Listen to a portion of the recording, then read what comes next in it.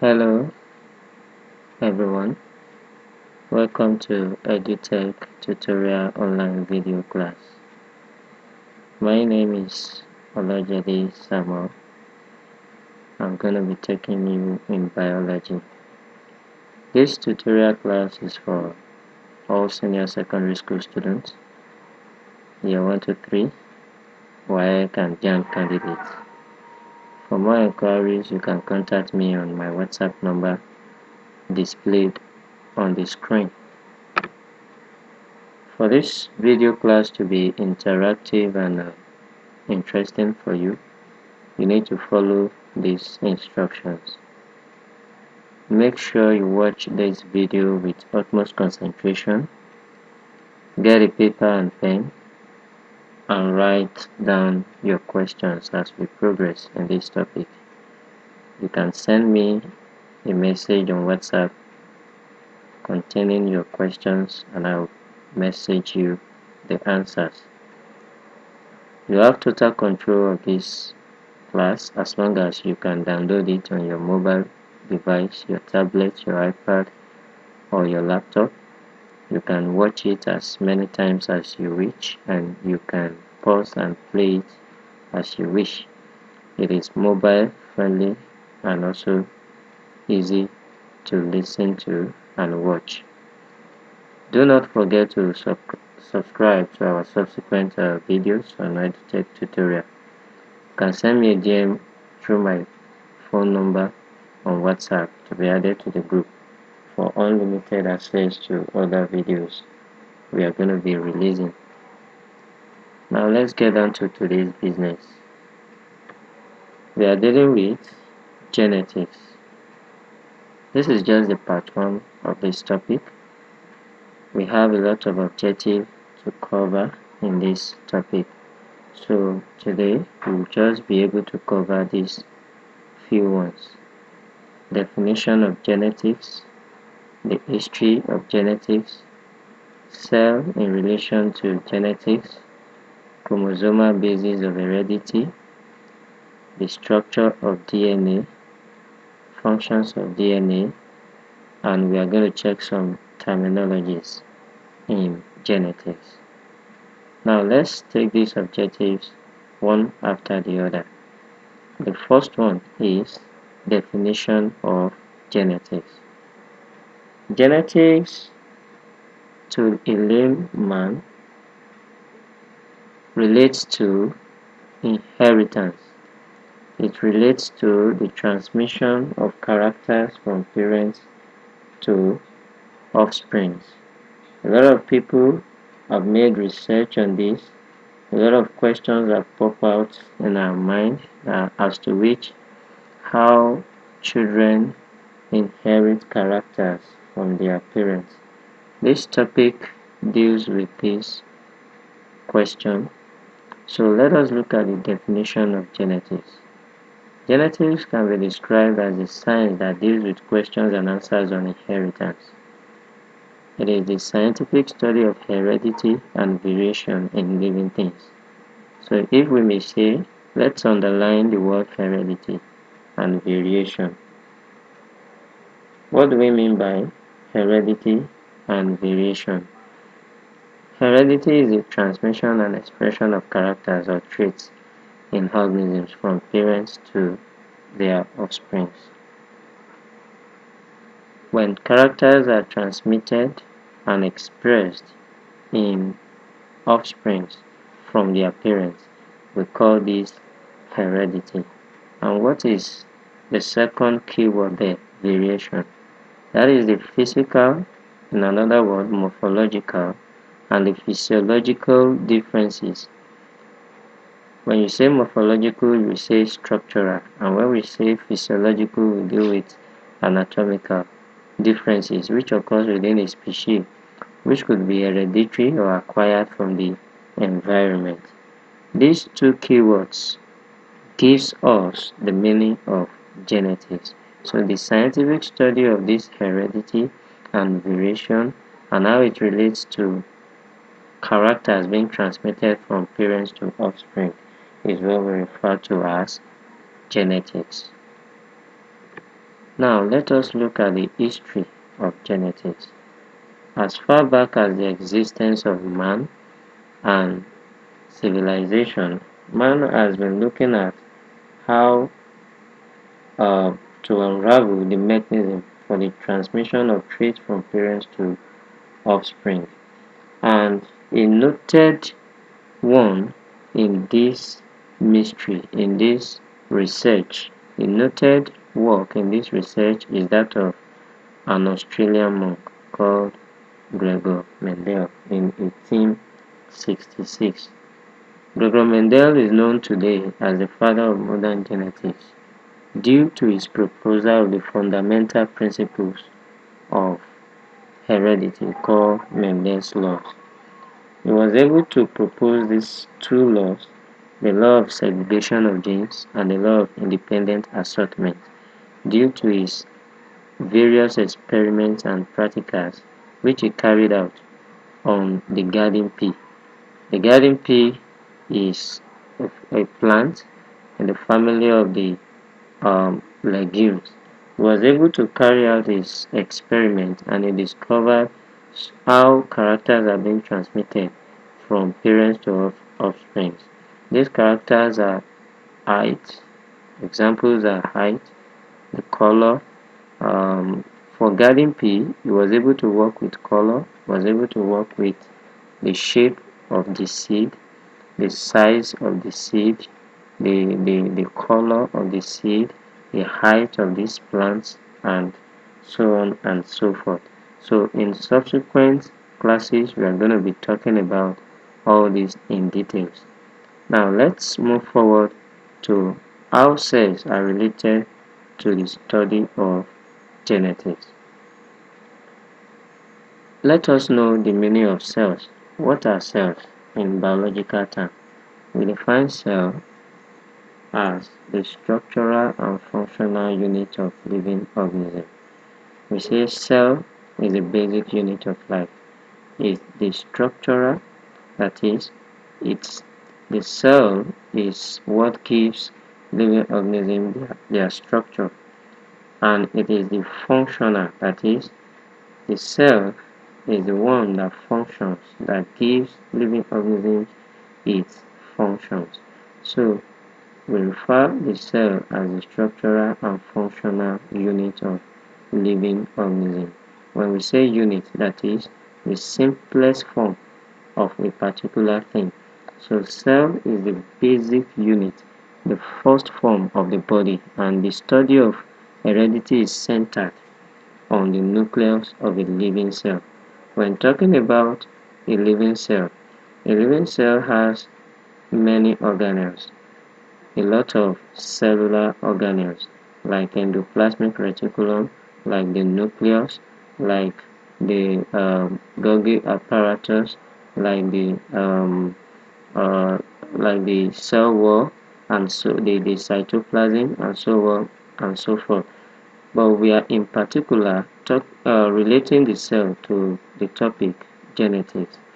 Now, where the cell comes into place is that one of the cellular organelles of the cell is related to the answer to genetics, and that is the nucleus of the cell. The materials that controls heredity of the individual organisms are found in the nucleus of their cells. Each cell has a nucleus. We have two types of cells. We have prokaryotic cells and we have eukaryotic cells. When we say prokaryotic cells, these are cells that do not have a definite nucleus. And when we say eukaryotic cells, these are cells with a definite nucleus. Let us look at the structure of the cell. On my right hand, I have the plant cell, and on my left hand here, I have the animal cell. If you look at the screen, on your right, you have the plant cell, and on your left, you have the animal cell. Both of them are being labeled. If you look at the nucleus, check for the cellular organelles. You'll find where we have the nuclear wall, then the cytoplasm, then the nucleolus, then the chromatin fiber. So this is the structure of the cell. In the cell, in the nucleus of the cell, we have what we call the chromosomes. These chromosomes are responsible for meiosis and mitosis during gametogenesis. So during are responsible for meiosis during gametogenesis. Chromosomes are the ones that help in gametogenesis. What do we mean by gametogenesis? This is the beginning of the cell division that occurs in gametes. And what are gametes? Gametes are sex cells, that is the reproductive cells. That is the for the male we have the spermatozoa, and for the female we have the ova or the egg cell. So in the nucleus of the cell we have the chromosome. If you check the structure of the cell, you will see right there we have a nucleus. That is found in the nucleus, and inside the nucleus of the cell we have the chromatin fiber. When the cell is mature enough, that is when you see the chromatin fiber. If the cell is not yet mature, the chromatin fiber is not visible. But once the cell is getting to a stage of cell division, it begins to the chromosomes begin to form fibers, and they are now visible. They begin to form a double strand and ready for meiosis or mitosis. Now let's move on to what we call chromosomal basis of heredity. In this division, we want to look at chromosomes. What are chromosomes? Chromosomes are strands or string-like structures found within the nucleus of non-dividing cells. These chromosomes, as explained earlier, they are found in the nucleus of cells. So they make up the nucleus, and they are responsible for cell division. They are responsible for meiosis in gametes. Chromosome is a nuclear component having a special organization, individuality, and function. And the chromosome is capable of self-reproduction, that is, duplication. It can duplicate itself during cell division and also maintain its morphological and physiological properties through successive cell divisions. What this means is that when cells divide, for example in meiosis, when during the meiotic cell division, cells divide into how many daughter cells? They divide into 4 daughter cells, and these 4 daughter cells, they have complete chromosomes in them. That means for them to have a complete chromosomes, the chromosomes in the original cell must have duplicated itself to make the daughter cells to have a complete chromosome number. We will talk about this later in the video, but we'll talk about the chromosome number for different organisms. Like man, we have 46 chromosomes in the somatic cells of man. We have 2 types of cells, 2 groups of cells in the body. We have the somatic cells, these are the body cells, and we have the germ cells, these are the reproductive cells. Talking about the somatic cells, they have the diploid number of chromosomes, which in man is 46, while in the germ cells they have the haploid number of chromosomes, which in man is 23. We also have for other organisms, I can tell you organisms like fruit fly, that is a Drosophila melanogaster. In its somatic cell, it has 8 chromosomes, while in its germ cell, it has 4 chromosomes. So the somatic cells are always twice. they are always the original number. That is, they are always twice the number of chromosomes in the germ cells. So when the germ cells divide, they divide into half the number of chromosomes. But when the somatic cells divide, they divide into the original number of chromosomes.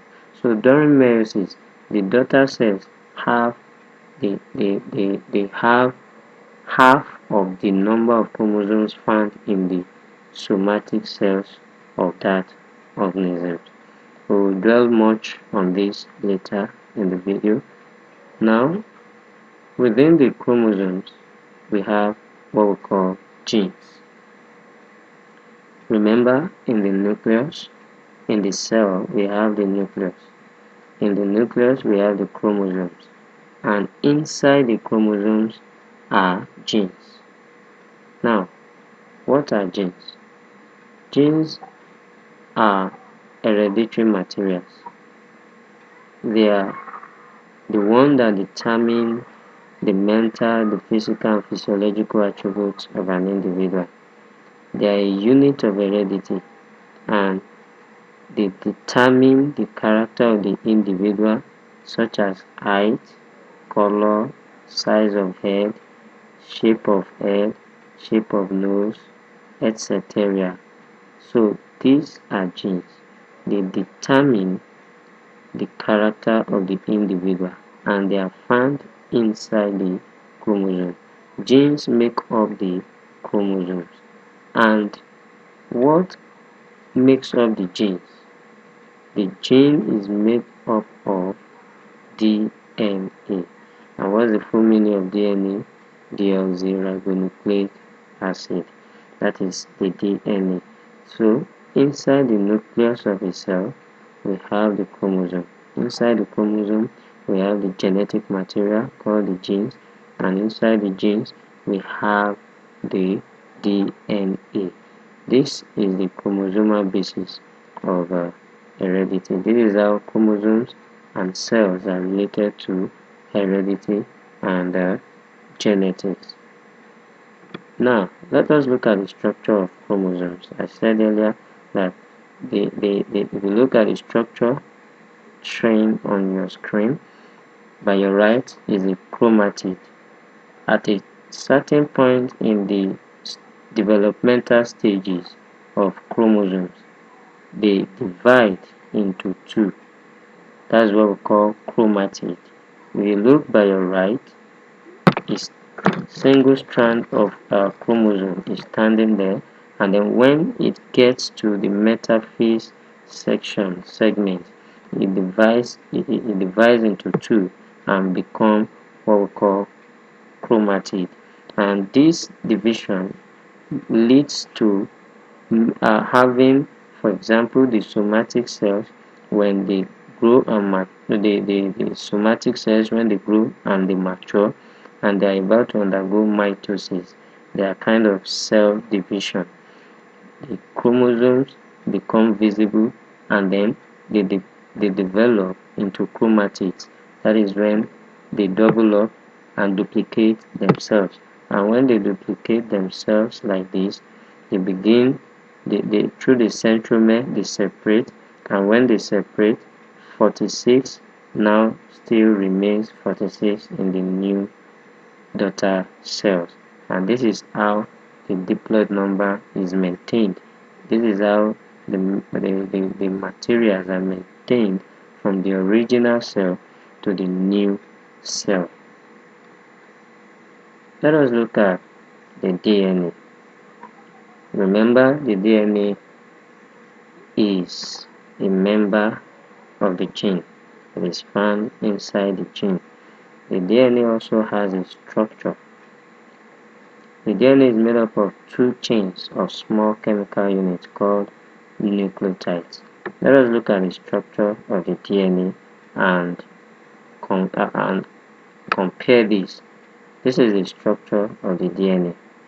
It has a sugar group, and it is connected with hydrogen bond.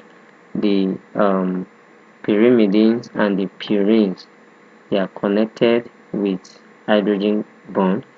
The DNA has a nucleotide group, it has a phosphate group, a sugar group, and a nitrogenous base. So if you look at the phosphate group, the phosphate group, the sugar group, that is the sugar group is called the deoxyribose, and the nitrogenous base. The nitrogenous base is the purines and pyrimidines. The purines are adenine and guanine. You can see they are represented with their first letter, letter A, letter G, letter T, letter C. For the pyrimidines, they are the cytosine and thiamine. So the nitrogenous base is of two types. We have the purines and the pyrimidines. The purines are adenine and guanine, while the pyrimidines are cytosine and thiamine.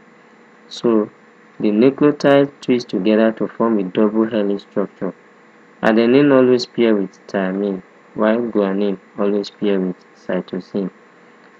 The four bases of the DNA are held together by hydrogen bonds. Let us look at the structure once again. You can see it in form of a double structure. On one line we have adenine, guanine, cytosine, thiamine lined up, and they pair with each other. They pair with each other. Adenine always pair with thiamine, and guanine always pair with cytosine. You can see adenine pairing with thiamine, guanine pairing with cytosine, and they begin to repeat this structure just by exchanging sites along the helix structure. And this is how the DNA is. According to research, if the DNA of a single cell is stretched, it can be as long as we can imagine.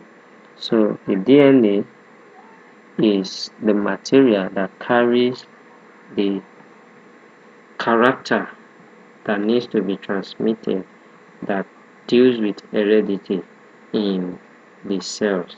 So this is how the cell, the chromosome, the gene, and the DNA are related to genetics. We've seen the structure of DNA. Now let's look at the functions of DNA. Number one, it transmits hereditary characteristics of the parent onto the offspring. Remember we said that the cell is the basic unit of life, and it has a nucleus which contains chromosomes, and we have said that the chromosomes, they carry the genetic material. They carry the genetic material that are used to transmit information from parents to offspring, and within the chromosomes are the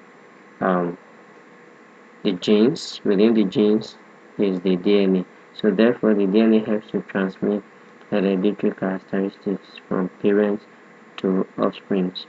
Then it also helps to keep the number of chromosomes peculiar to an organism constant from one generation to another. For example, in man, the haploid number of chromosomes in man is 23, while the diploid number of chromosomes in man is 46.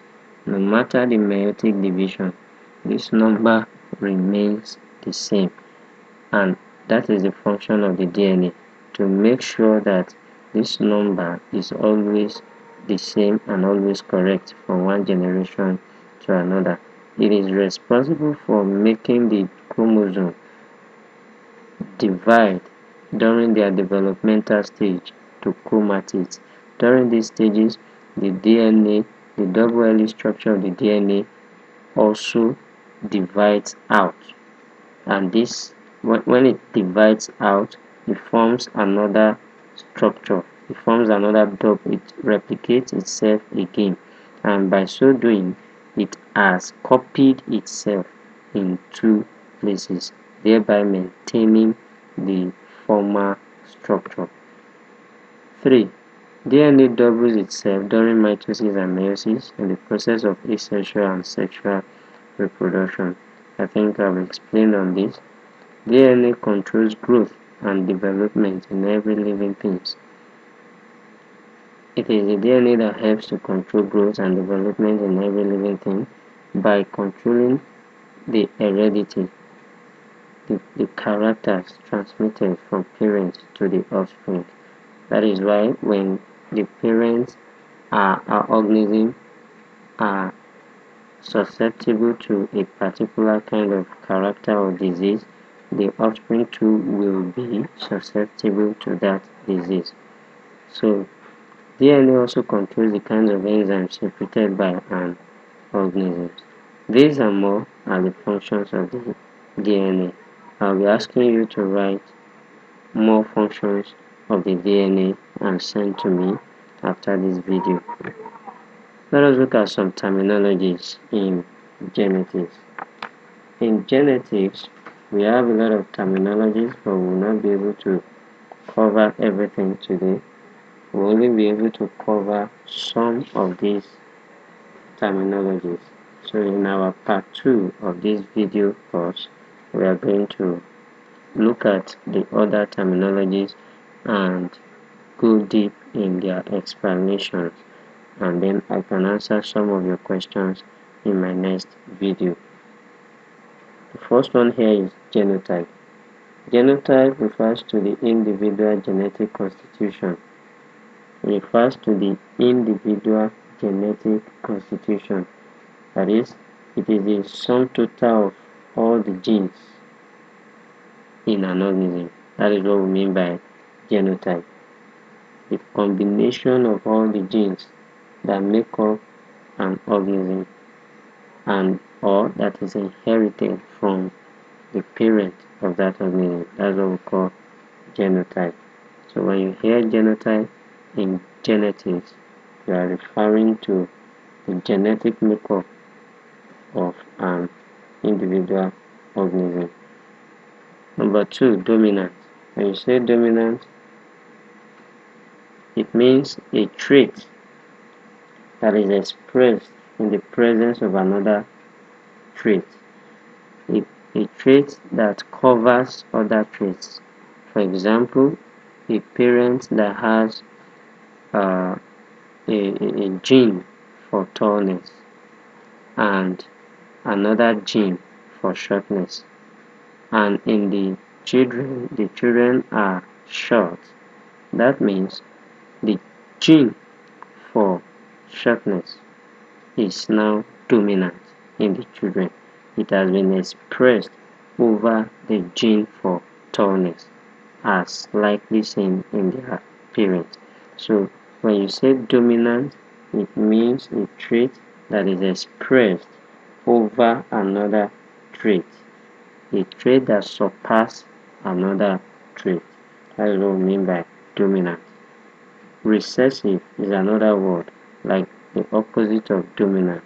Recessive means a character or trait that is recessive, that is not expressed in the presence of another character. So the other character that is not expressed is referred to as the recessive character. Phenotype. Phenotype refers to the appearance of an individual. For example, a tall parent, a tall mother, a tall father, and then we look at a child. The child is short. The phenotype of that child is shortness, while the phenotype of the parent is tallness. So the physical appearance of an individual organism is referred to as its phenotype. Then hybrid. Hybrid means offspring of a cross between genetically unlike parents. That is, when you have the father or the mother, one is short, one is tall, for example, and then what do you expect the child to be? The child will be either tall or short. These are hybrids. They are offspring of a cross between genetically different parents.